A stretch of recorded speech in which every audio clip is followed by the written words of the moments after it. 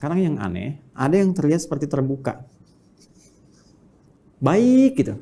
Tapi ternyata hatinya berpenyakit. Nah, penyakitnya ini berbeda dengan penyakit-penyakit yang kufur tadi, penyakit-penyakit yang fasik tadi. Yang ini lebih kronis sifatnya. Karena tidak nampak secara langsung dari perilaku. Kalau yang kufur nampak langsung dari perilaku.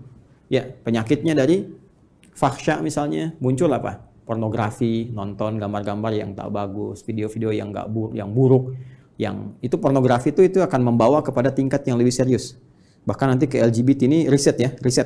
Dari riset ini nanti. Jadi kalau dari mohon maaf tuh pornografi itu candu yang sangat luar biasa. Itu pornografi itu lebih bahaya dari narkoba. Narkoba aja sudah bahaya. Ya, apalagi pornografi naik nanti itu pengantar kepada LGBT, itu yang paling bahaya.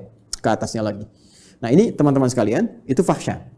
Kata-kata kotor, jorok dan sebagainya. Ya, mencuri, membunuh, merampok dan sebagainya itu mungkar. Nah, perbuatan fasik, penyimpangan itu karena sifat-sifat tadi, fahsya dan mungkar.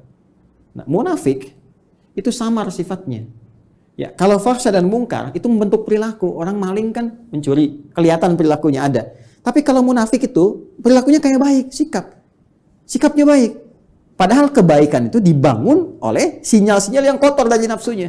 Itu penyakitnya, penyakit yang sangat menarik. Berbeda dengan penyakit-penyakit biasa. Apa di dalamnya? Seperti riya misalnya, hasad misalnya, ya hiqd misalnya, dengki, dendam, riya, sum'ah dan sebagainya. Ini penyakit-penyakit seperti ini.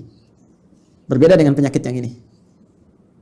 Nah, riya ingin kelihatan pamer, ya, ingin kelihatan dermawan. Dermawannya bagus tuh, dermawan bagus, ya bagus dermawannya.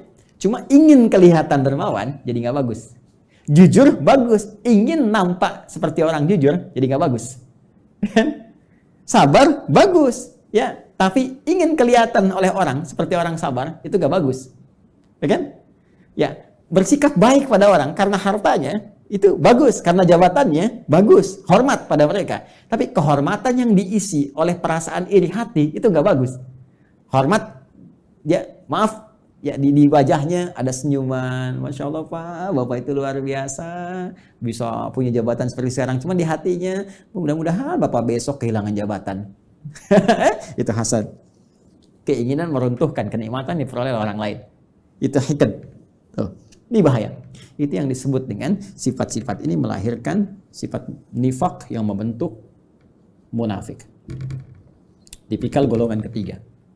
Jadi orang munafik itu sama-sama yang ingin saya sampaikan punya penyakit di hatinya. Punya penyakit di kolbunya. Ya, penyakit yang melahirkan dampak kepada fisik disebut daun. Penyakit yang melahirkan dampak kepada jiwa, sumbernya dari kolbun disebut maradun. Jadi orang yang sedang riya itu maradun, orang yang sedang hasad itu kena penyakitnya maradun, orang yang hiqd, dengki, ya dendam itu maradun, ada penyakit di kolbun. Kalau satu orang, kalau banyak orang, ya maka jamak bentuknya dari kolbun jadi kulubun, ya di kulubnya ada apa? Ada maradun. Karena itu kalau ditanya kemudian, kenapa orang munafik itu bermasalah imannya? Kenapa dia menipu dirinya sendiri? Di ayat 9, ya kan? Kenapa dia mencoba menipu Allah dan orang beriman? Padahal tanpa sadar dia menipu dirinya sendiri. Karena di kolbunya ada maradun. Karena di kulub mereka kalau banyak. Karena munafik menular. Kalau banyak orangnya di kulubun. Ya, di kulub hati-hati mereka itu ada penyakit maradun. Maka dijawablah dari pemaparan ini, turunlah kemudian, perhatikan ya, pernyataan tegas dari Allah Subhanahu wa taala yang mendasari pemaparan yang telah diuraikan tadi. Ayat 10. Fi qulubihim marad. Fi qulubihim maradun. Ini fi qulubihim marad. Yang paling menarik di ayat ke-10 ini, yang Allah tekankannya tuh yang ini, khabarnya. untuk menjawab pertanyaan di ayat 8-9 tadi. Ketika Anda bertanya, kenapa sih orang munafik ini imannya bermasalah? Ya. Masalahnya apanya sebetulnya? Kan kelihatannya seperti orang baik. Di mana letak masalah di imannya? Maka Allah tekankan, hei, masalahnya di hatinya itu loh ada persoalan. Di jiwanya. Ada masalah besar di hatinya yang nggak sama seperti orang normal. Ini orang nggak normal, kelihatan baik tapi hatinya berpenyakit. Kan? Ini yang ingin ditekankan. Di persoalan utama orang munafik itu ada pada jiwanya. Ini kembali ke sini tadi nih. Ini yang sedang dikuasai oleh setan dengan penguasaan yang sangat dahsyat sehingga nggak nampak seperti orang-orang fasik, nggak kelihatan seperti orang kafir yang menutup diri, yang jelas perilakunya, ya jelas nih arahnya jelas. Ini samar kelihatannya. Kenapa? Karena ada bahaya di sini nih.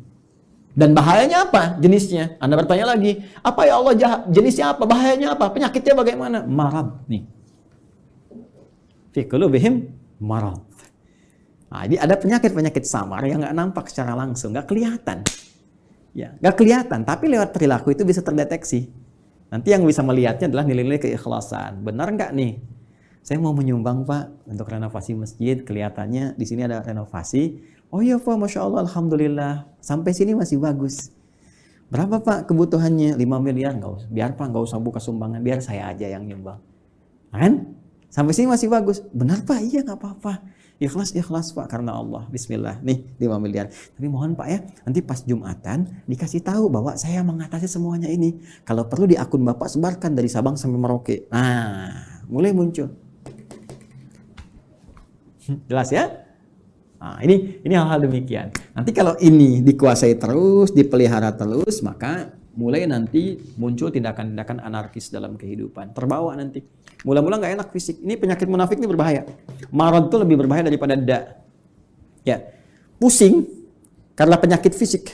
Ya, telat makan, asam lambung naik, pusing dan sebagainya. Itu obatnya obat fisik. Dawa, minum sesuatu, ya enak, nyaman, sudah selesai. Tapi karena munafik, ini bahaya. Pusing karena ria, repot tuh. Obatnya nggak ada di rumah sakit. Ya, silakan datang ke rumah sakit, konsultasi pada dokter spesialis. Saya pusing dok. Di mana Pak? Hampir semua keadaan kepala saya, depan, kanan, kiri, belakang pusing. Apa gejala yang dirasakan? Itu Pak, kalau tetangga saya beli handphone baru, saya pusing yang kanan. Kalau dia beli kulkas, pusing yang kiri Pak. Kalau dia pesan sesuatu yang baru, oh pusing yang depan. Nah itu, ini pasti yang ini nih. Ya, ini bahaya. Fazadahumullahu marada, kalau dia nggak taubat, terus dipelihara, dikoleksi, apalagi dihiasi oleh setan dengan hiasan-hiasan fata morgana, ya, nanti dapat ini loh, dapat itu loh, ya, terus dikemas seperti Abdullah bin Ubay bin Salul, ingin dapat kedudukan di Madinah, terus dia pura-pura, ya, beriman, ya, supaya dapat simpati, terus pakai pakaian seperti orang beriman, supaya dapat perhatian-perhatian, dekat dengan Nabi, tapi di belakang merencanakan hal-hal buruk, ya. Anti terhadap Nabi, ya, mau bahkan mengeksekusi Nabi, bikin tempat makar kepada Nabi dan sebagainya, Masjid Dirar itu kan, dan seterusnya, sampai wafat dalam keadaan yang mengenaskan. Itu hidupnya kolokan, ya kan? Hidupnya sangat mengecewakan, bikin susah, tapi matinya begitu kolokan. Dan itu kan sifat yang menular terus, tanpa batasan, waktu, dimensi dan sebagainya, terus naik dia. Makanya kalau ditemukan lagi kekinian misalnya, nah itu hati-hati. Ya, ini saya sampaikan sekali lagi untuk kehati-hatian ya. Bukan menghukumi satu dua pihak. Hati-hati cara membacanya jangan salah. Kalau salah baca berarti Anda pun sedang dikuasai oleh setan. Cepat ya. Dan saya berdoa mudah-mudahan Allah membersihkan hati kita. Awas hati-hati. Ya kalau ada kedudukan, ya, harta, benda dan lain sebagainya, kalau ada sinyal-sinyal seperti itu, maka setan sedang mulai masuk.